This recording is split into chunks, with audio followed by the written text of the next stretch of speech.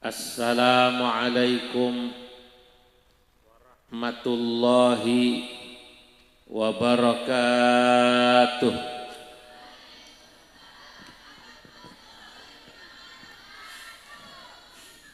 Alhamdulillahi rabbil alamin.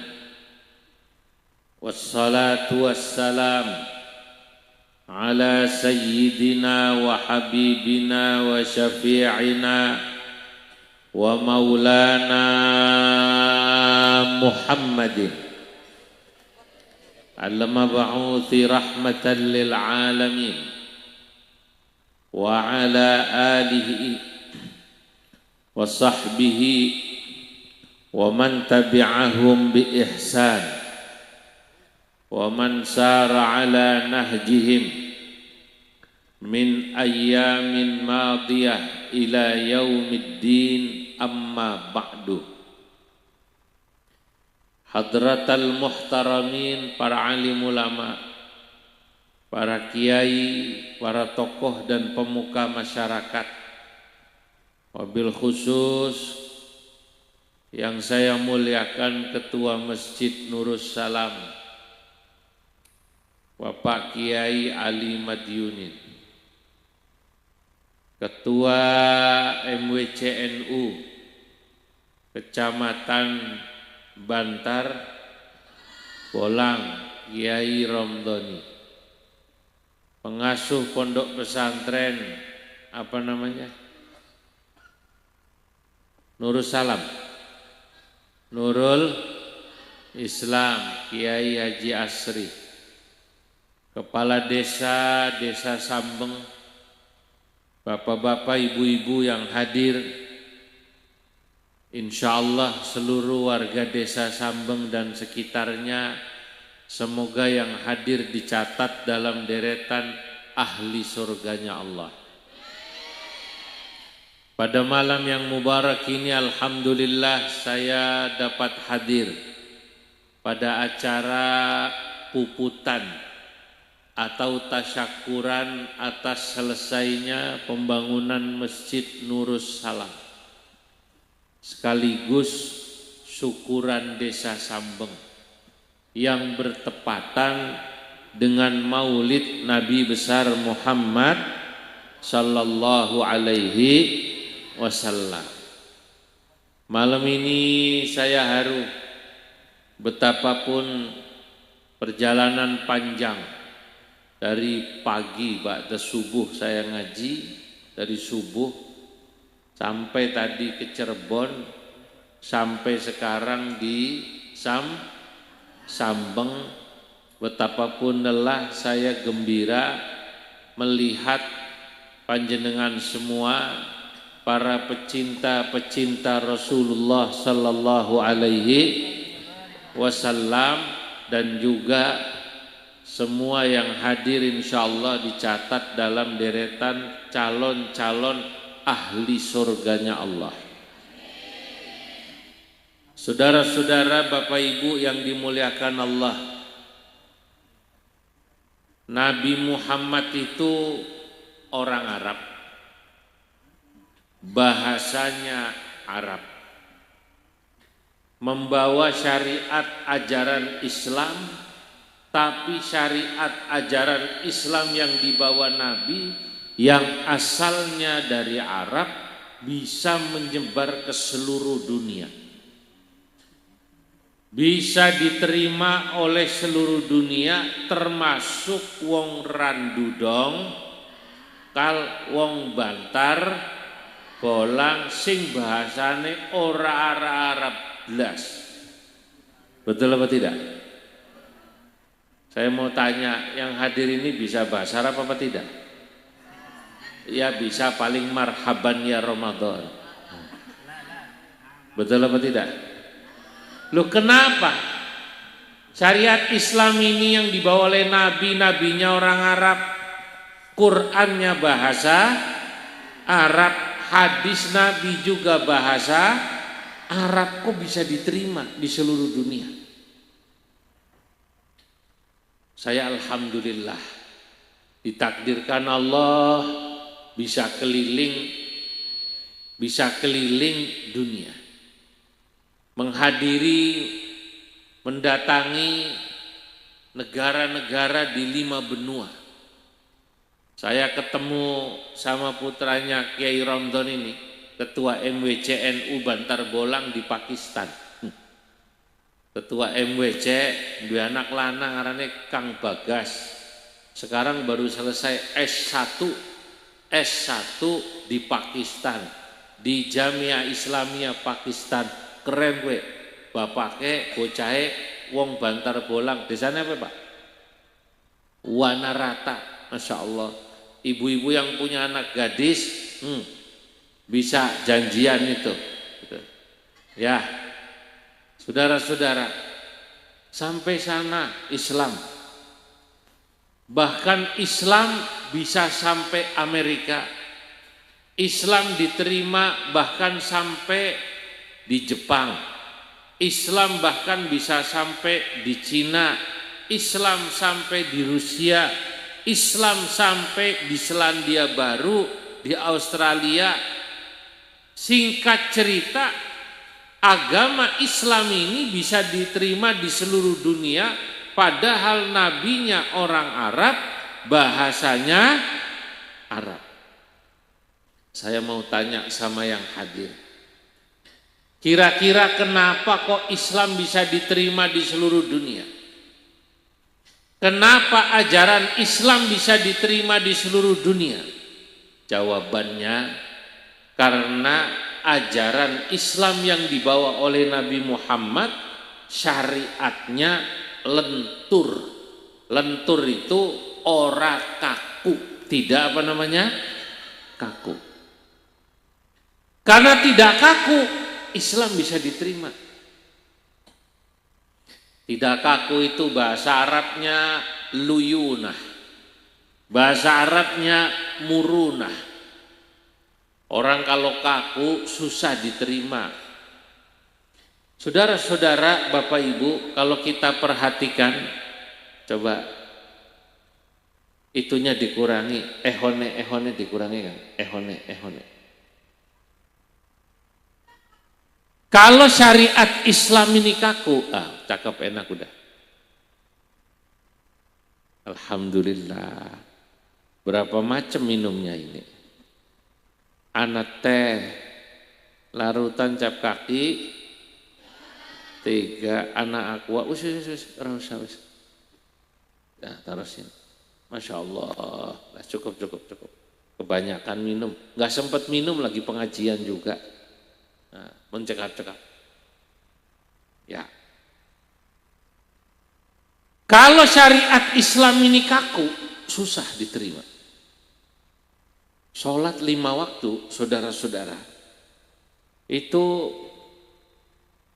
walaupun dalam sholat, rukun sholat itu ada yang wajib baca Fatihah, tapi orang yang belum bisa baca Fatihah, sholat baca tasbih sah.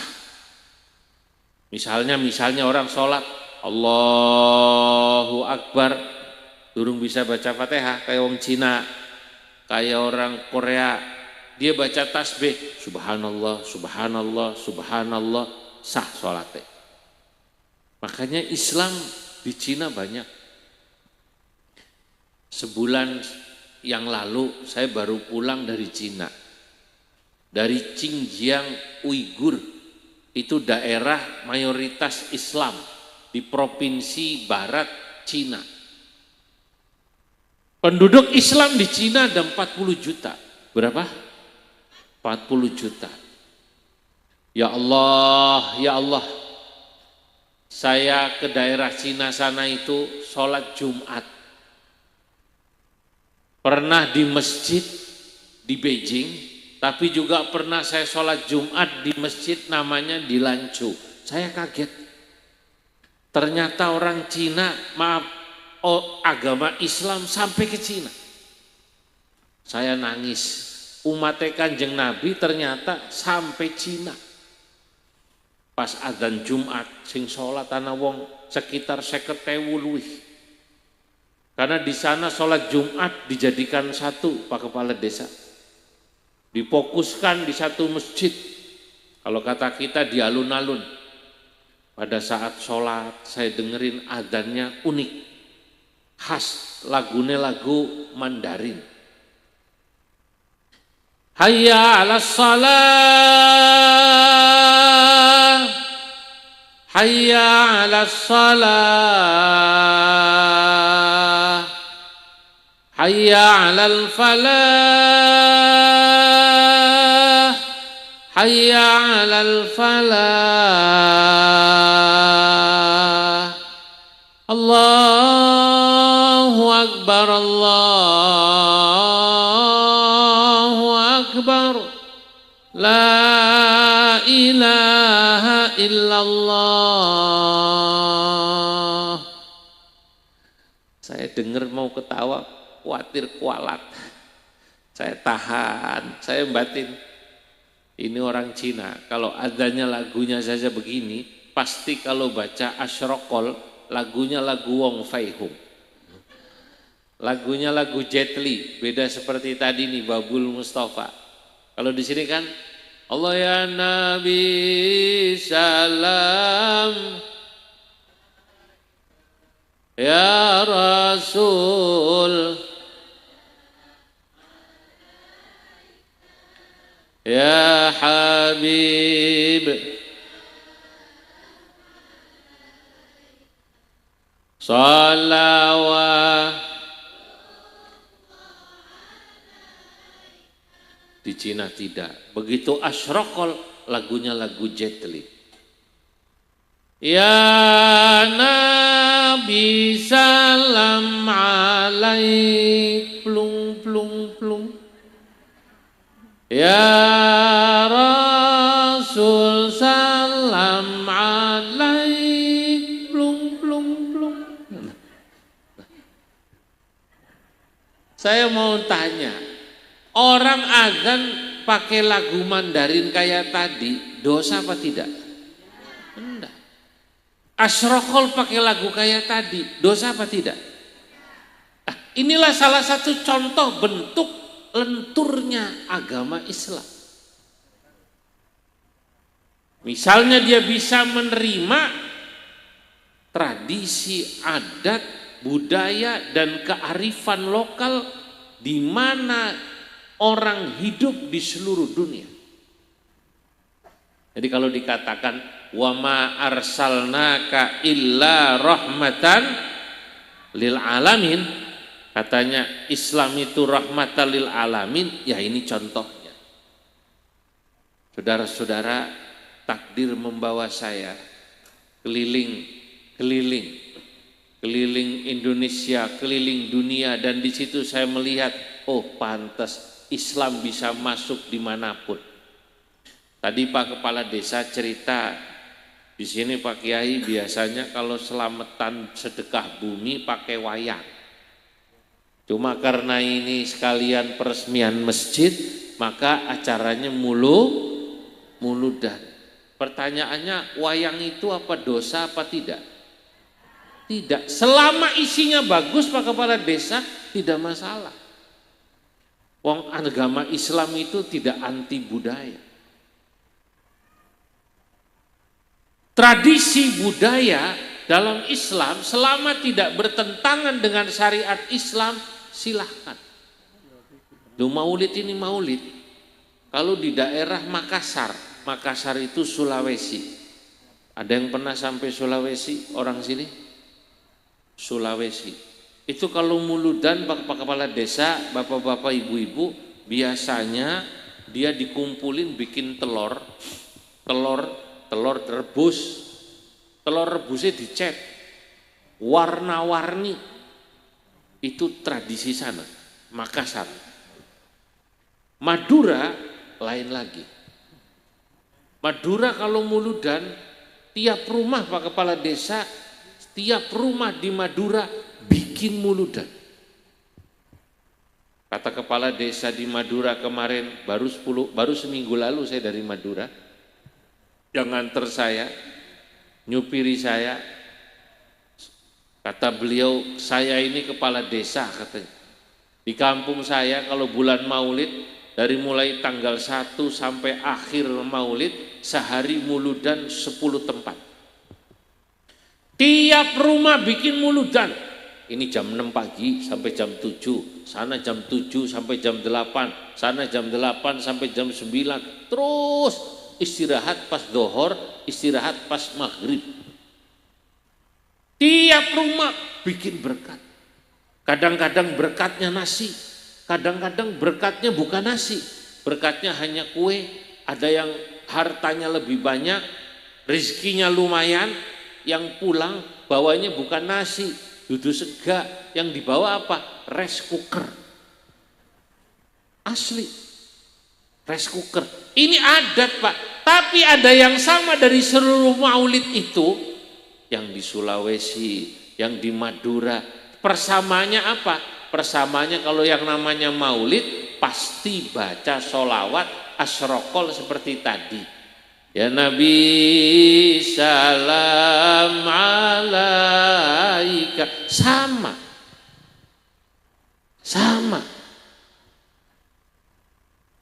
Jadi yang beda apa? Yang beda paling lagu-lagunya. Kalau orang Madura itu, kalau baca maulid itu fanatik lagu Madura, lagunya Imam S. Arifin. Ya Habibi ya Muhammad,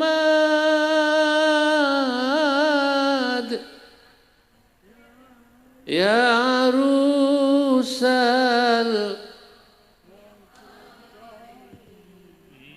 ya Muayyad,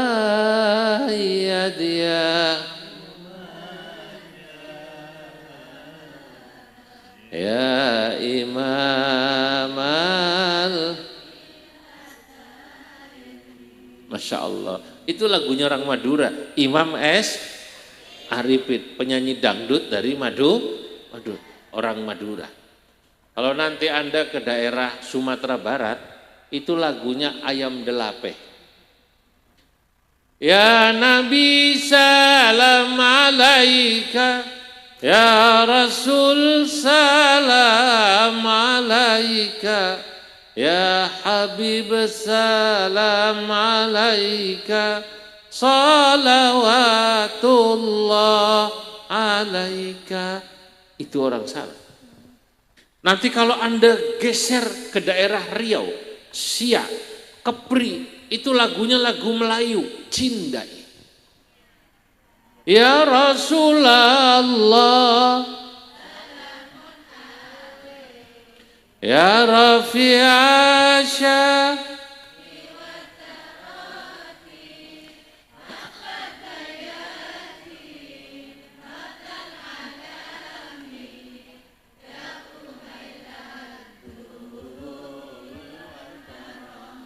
ini sebenarnya orang Sambang apa orang Riau?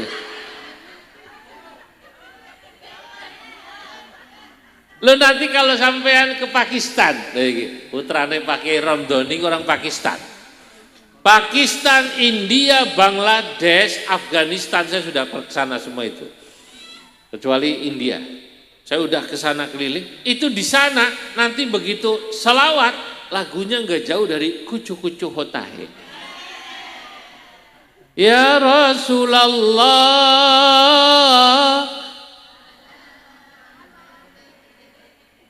ya Rafi'asya, atfataya,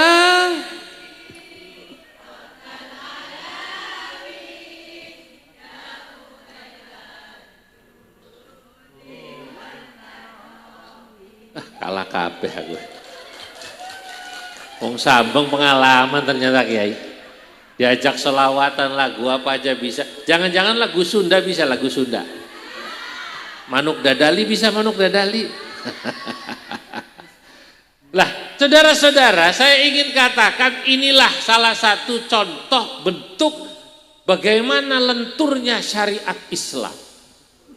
Syariat Islam di seluruh dunia yang pokok adalah rukun iman sama rukun Islam. Orang kalau syahadatnya sama, kalau sholatnya kiblatnya sama, kalau puasanya sama, kalau zakatnya sama, berarti dia orang Islam. Kalau dia percaya pada Allah, iman pada Allah, iman pada hari akhir, iman pada malaikat, iman pada kitab, iman pada nabi-nabi, berarti dia saudara kita. Itulah yang dikatakan oleh Kanjeng Nabi dalam satu hadis, man shalla sholatana wastaqbala qiblatana wa akala dhabihatana fadzalikal muslim alladzi hum fi dhimmatillahi wa dhimmati rasulih.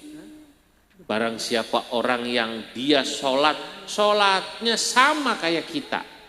Saya mau tanya, wong sambeng sholatnya berapa kali sehari? 5. Sholat subuhnya di sini pasaran berapa rakaat? 2. Paling bedane karo Muhammadiyah kunut karo ora kunut. Tapi sholatnya sama 2 rakaat Pak Kiai. Kalau cuman kunut, tidak kunut, saya mau tanya, sholatnya masih sah apa tidak? Paling bedanya masjidnya yang ada logo NU, ini masjid NU gitu. Betul apa tidak? Biasanya kalau subuh pakai tarhim. Kalau masjid Muhammadiyah nggak ada tarhimnya. Saya kalau datang ke satu daerah, ke Sulawesi, ke Papua, subuh-subuh saya dengerin, kok ada sholawatnya? Pasti NU. Salatu wassalamu alaik ya imam al-mujahidin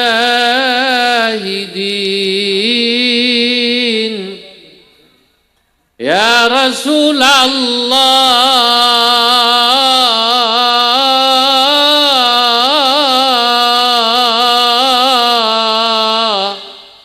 Di sini ada nggak ini tarhim begini? Kaset apa asli?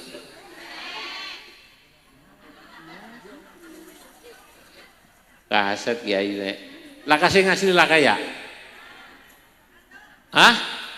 Nah, kalau ada masjid pakai tarhim, kata saya pasti NU. Bedanya paling tarhim. Abis adzan bedanya paling selawatan. Masjid NU abis adzan, abis qobliyah sambil nunggu jamaah ada selawatannya. Tergantung yang selawatan. Kalau yang selawatan tua, pensiunan, biasanya selawatannya selawatan pensiunan Pak Kepala Desa. Selawatan pensiunan ngenes. Kata dia begini, senajan urip duit pas-pasan, sing penting atine kebaiman, iki nasibe wong pensiun, uripe ayem dununge aman, uripe ayem dununge aman ya Rabb. Salamun alaik ya Rafi'asya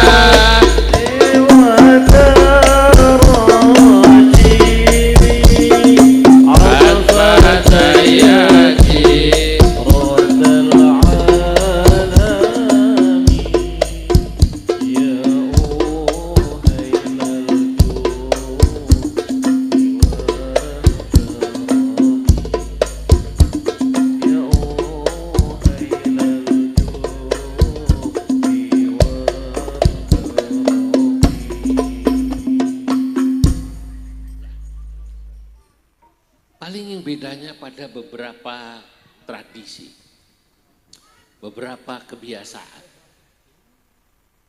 Kalau orang NU biasanya kalau habis sholat fardu wiridane keras, betul apa tidak? Assalamualaikum warahmatullahi, assalamualaikum warahmatullahi, Astaghfirullahaladzim alladzi la ilaha illa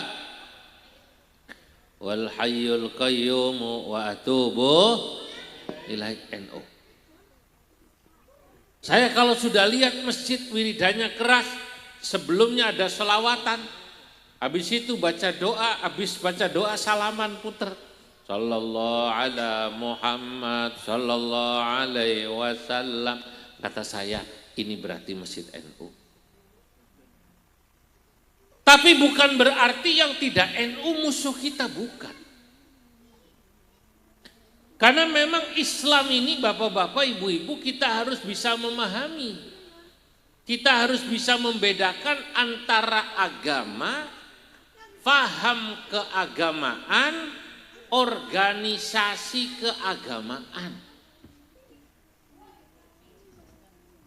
Kalau kita bicara Islam sama Kristen, sama Hindu, sama Buddha, itu namanya agama.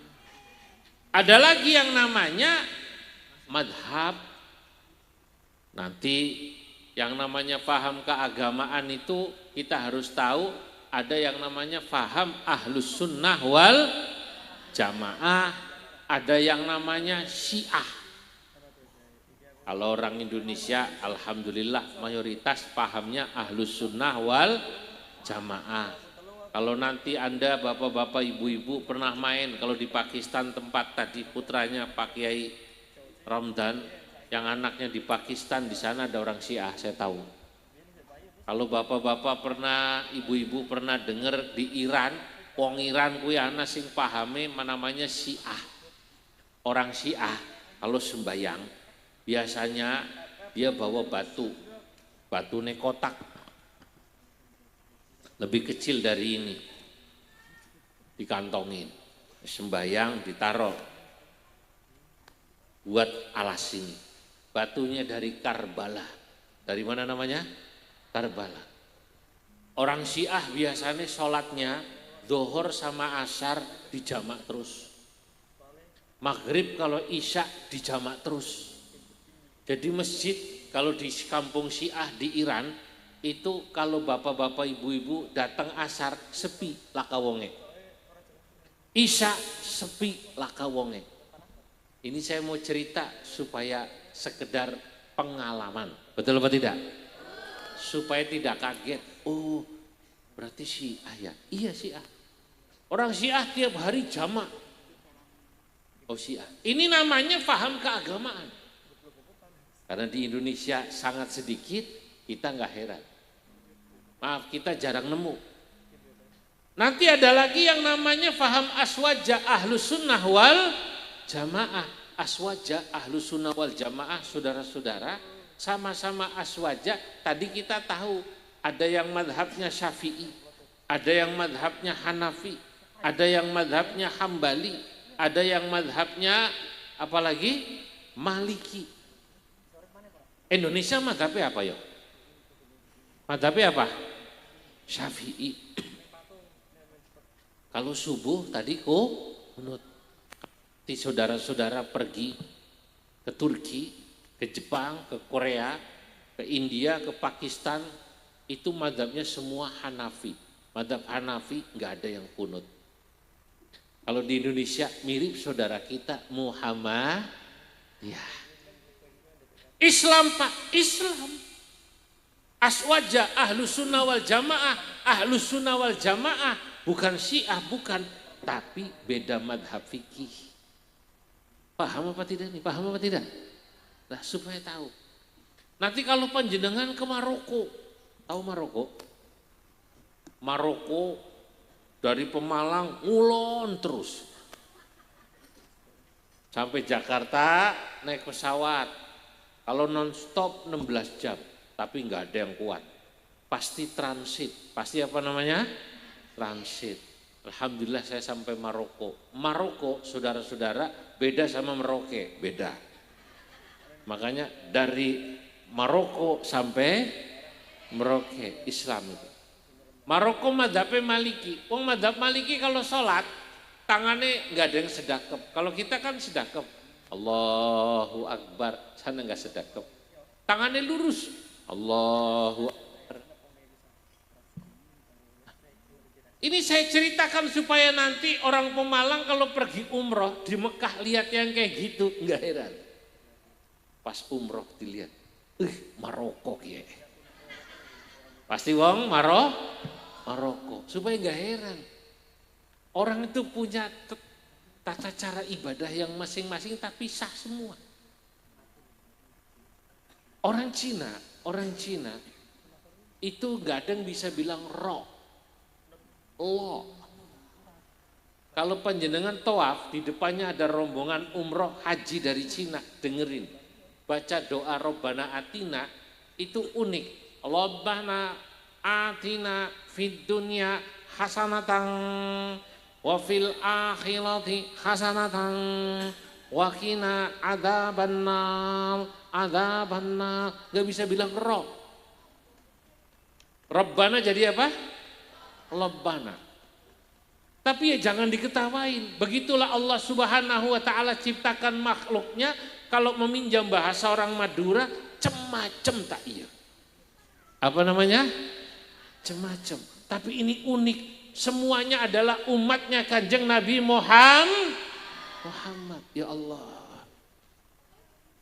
Tapi mungkin orang Cina lihat orang Brebes, orang Tegal, orang Pemalang umroh tawaf ya juga mereka aneh kali. Ada orang Tegal tawaf muter sa'i pulang balik 7 kali doanya sama. Bukan Rabbana Atina, tawaf itu loh muter sa'i bolak-balik 7 kali doanya cuma satu. Ya Allah pada baik, ya Allah pada baik, ya Allah pada baik. Doanya ya Allah pada baik, ya Allah pada baik. Kata orang sana kok doanya kok ya Allah pada baik, ya Allah pada baik. Ditanya dia sama orang sini, Mbah Selamat kok tawaf sa'i doanya ya Allah pada baik, ya Allah pada baik. Jawabnya apa Pak? Jawabnya lah kayak wong sing pada donga bahasa Arab ke sing apik-apik nyong maksudnya pada baik kayak kowe. Mas saya Gusti Allah ora paham. Mas saya Gusti Allah ora paham. Coba apa enggak keren? Lah inilah umatnya Kanjeng Nabi. Ini semua Islam. Dan ini semualah yang akan bersama kita semua insya Allah masuk ke dalam surganya Allah. Wong kula niku mbayangi surga ya. Katanya aktsaru ahlil jannah al-bulhu. Mayoritas penghuni surga itu bukan orang alim. Saya mau cerita nih. Tapi rahasia jangan ngomong-ngomong. Mayoritas penghuni surga duduk kiai lah gampangnya kayak kue Pak Ramdan. Kiai di surga sedikit. Lah kalau kiai aja di surga sedikit apalagi lurah. Apalagi bupati. Apalagi anggota. Sentimen ya.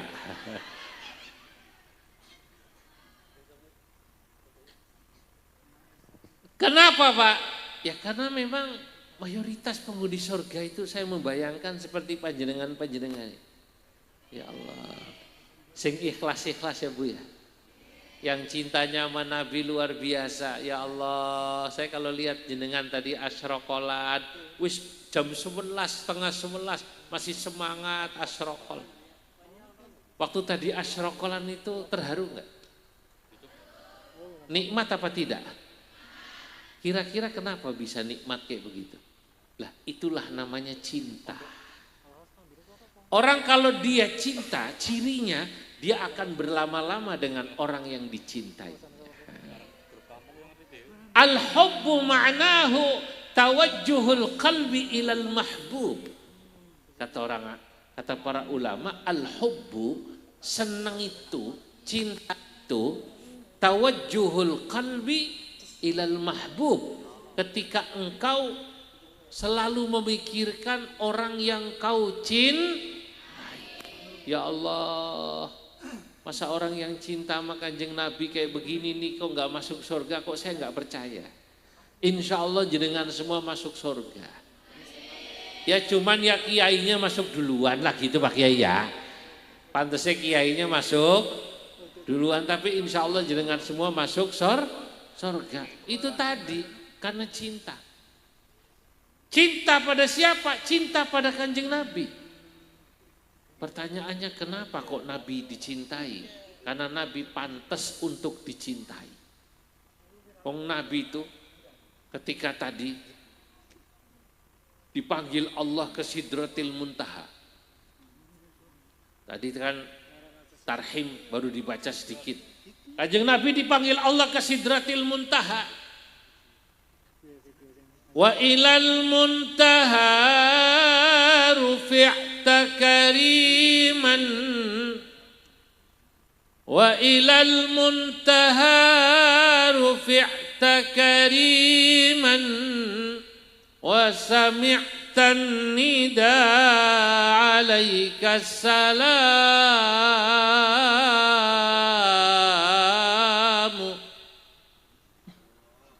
Ketika Nabi dipanggil oleh Allah, Nabi ditanya, "Hai Muhammad, apa yang kau minta?"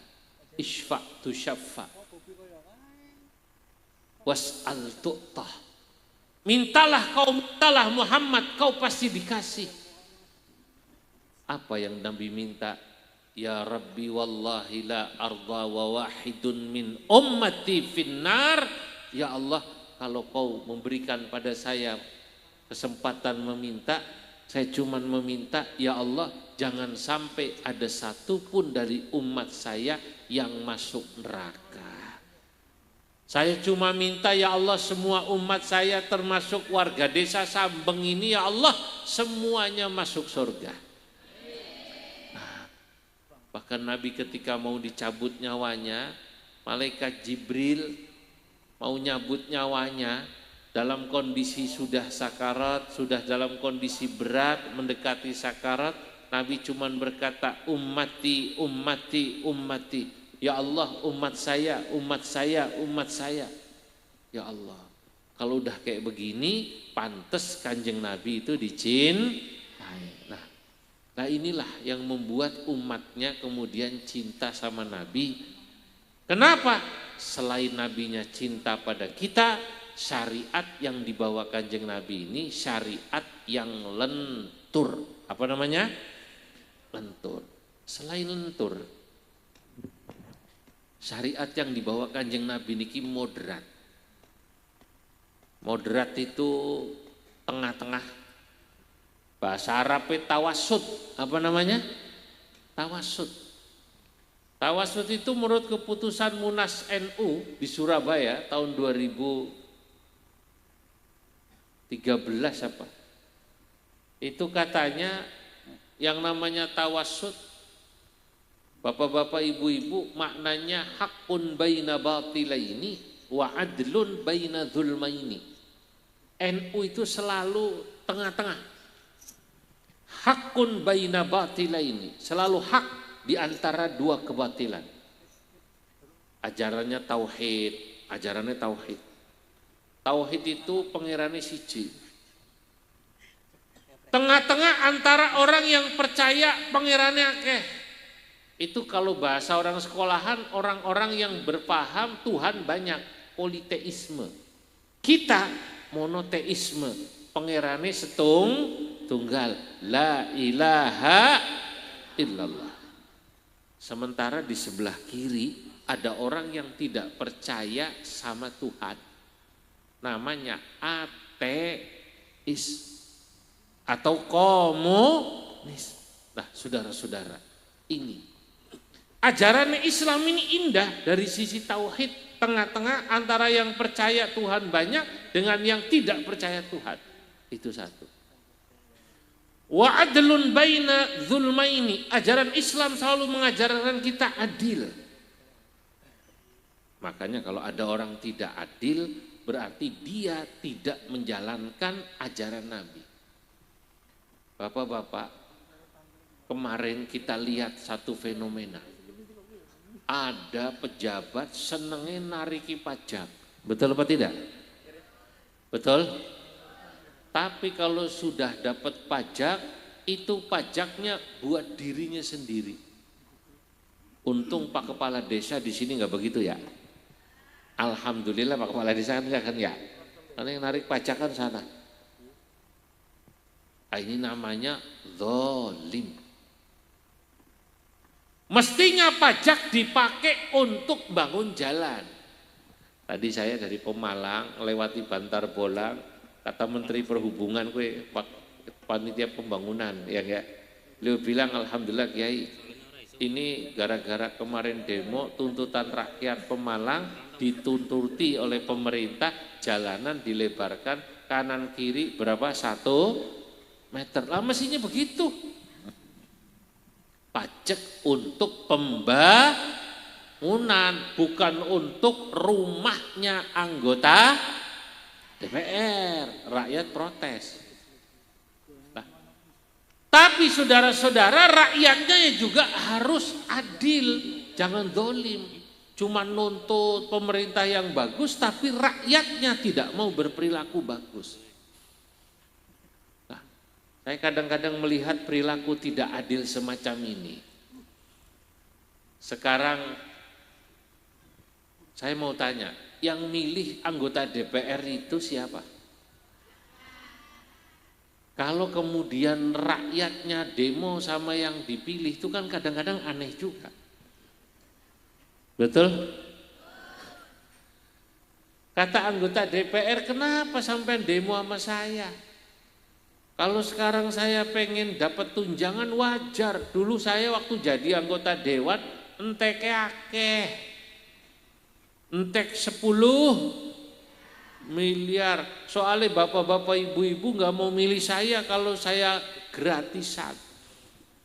Saya mau tanya, kalau orang Pemalang ada calon anggota dewan 4. Yang 1 santri, pinter ngaji, jamaah Masjid Nurus Salam, nyalon anggota dewan, disambeng bilang, saudara-saudara saya santri jamaah Masjid Nurus Salam, saya mau berjuang buat warga Desa Sambeng, buat warga Bantar Bolang, tolong pilih saya, tapi langka duitnya.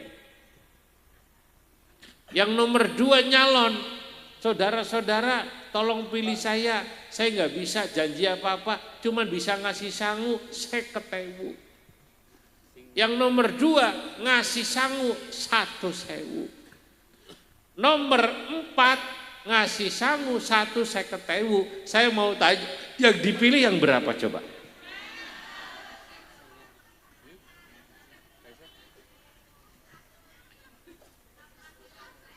Lah iya, kata beliau tampani kabeh sing dicoblos sing paling pancen rakyat dolim kabeh model itu.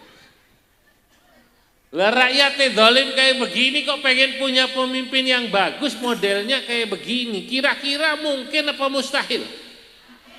Mustahil. Makanya kalau ada protes katanya di atas pemimpinnya jelek-jelek, pemimpin itu kan buah daripada pohon. Imam Malik, penulis kitab Muwatta, mengatakan ar-ra'iyatu aslun wa hiya asy-syajarah. Rakyat itu pokok, dia ibarat pohon. Wal umara wal muluku far'un wa hiya ats-tsamrah. Sementara umara, pemimpin, pejabat itu ibaratnya adalah buah dari pohon. Kalau pohonnya bagus, buahnya bagus. Kalau panjenengan semua kita pengen punya bupati yang bagus, anggota dewan yang bagus, yang katanya sayang sama rakyatnya, ya dimulai dari di bawah. Karena rakyat adalah pohonnya. Kalau pohonnya jelek, buahnya jelek. Nah, Islam mengajarkan begini. Paham apa tidak? Lah makanya besok-besok saya mau tanya, bisa nggak kita merubah kebiasaan kita? Kalau milih anggota dewan, orang nganggo duit, bisa apa ora? Insya Allahnya nggak meyakinkan Pak Kiai. Bisa apa tidak?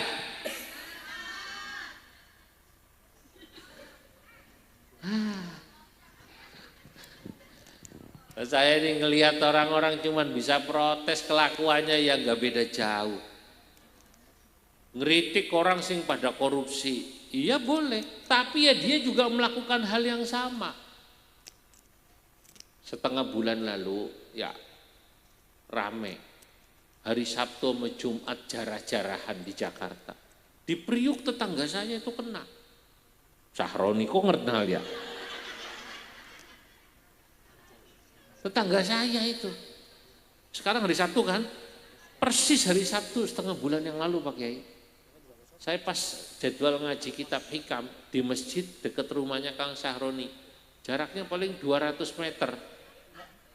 Maghrib dijarahnya asar siang. Saya baru datang dari luar kota, saya capek tidur, santri-santri ngasih tahu, Pak Kiai ngaji maghrib sepertinya libur karena rame ada demo besar. Rumahnya Kang Sahroni dibarokahi sama jamaah. Lah ya bener dibarokahi itu. Ada yang bilang apa amalannya Kang Sahroni sampai semua orang mau datang ke rumahnya. Wiridane apa amalannya sampai semua barokai. Saya kaget lihat HP. Ya Allah. Saya telepon ketua masjidnya. Ustaz Tanton, ini ngaji tetap jalan apa libur? Ngaji Pak Kiai. Justru semoga Pak Kiai datang suasana bisa tenang. Ya wis, cepet. Saya ke sana Pak RW-nya datang, Kiai-kiai datang, cerita semua. Pas sampai sana maghrib itu, mau maghrib saya lihat orang Masya Allah pada gotong kulkas. Kulkas, semuanya digotong. Jare wong Arab, bahasa Arabe, ma min naqirin wala khitmirin illa wa ukhida. Tidak ada barang yang kecil sekecil apapun diambil, dibarokahi. Dari rumah beliau tadi. Siapa namanya? Jangan-jangan kutangnya bojone ya dicukut. Ya Allah, diambil semua. Ya Allah. Lah kalau kita mengkritik orang tapi perilaku kita sama, susah. Betul apa tidak? Lah, Islam mengajarkan kita adlun baina dzulmaini. Kalau kita mengkritik atasan, ayo kita rubah perilaku kita. Dan ini antara rakyat, antara pejabat termasuk ulama punya andil satu sama lain. Sebab kata Imam Ghazali dalam kitab Ihya, fafasadur ra'aya bifasadil muluki. Rusaknya perilaku rakyat, saudara-saudara, bifasadil muluki, sebab rusaknya perilaku para pejabat. Rakyat itu mengikuti yang di atas, betul apa tidak? Sing nang ngisor nyolong listrik 300.000, sing nang dhuwur korupsi 300 juta. Sing nang dhuwure maneh korupsine 3 mil, sing nang dhuwure meneh korupsine 30 miliar, sing nang dhuwure meneh korupsine 300 miliar. Itulah rakyat. Tapi yang namanya pejabat, raja, rusak karena perilaku ulama. Kata Imam Ghazali, wa fasadul ulama'i bi fasad wa fasadul muluki bi fasadil ulama'i. Rusaknya perilaku raja ternyata karena rusaknya perilaku ulama. Kenapa? Kiainya tidak mau nasehati. Kiainya tidak berani amar ma'ruf nahi mungkar. Lah kenapa kiainya diam saja Pak Kiai? Ada dua kemungkinan. Kiainya mau nasehati atau kiainya nggak bisa nasehati. Kalau nggak bisa nasihat itu jadi lidahnya keluh karena sudah terlanjur sering minta sumbangan. Kalau nggak mau karena dia tidak mau datang. Makanya saudara-saudara kalau ada kiai dekat sama umara dengan niat supaya bisa nasihati, bagus. Fudail bin Iyad mengatakan lau anna li da'wah mustajabah, kalau saya oleh Allah Subhanahu wa taala diberi Allah doa yang mustajabah,